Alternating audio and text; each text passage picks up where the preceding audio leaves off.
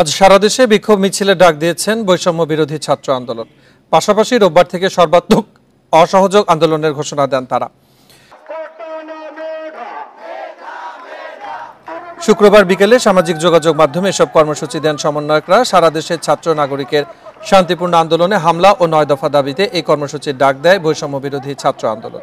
প্রিয় নম্বর সেট করে বিকাশে সেন্ড মানি করুন ফ্রি। এ সময় সারা দেশে অলিতে গলিতে পাড়ায় পাড়ায় সংগঠিত হয়ে কর্মসূচি সফল করার আহ্বান জানানো হয়।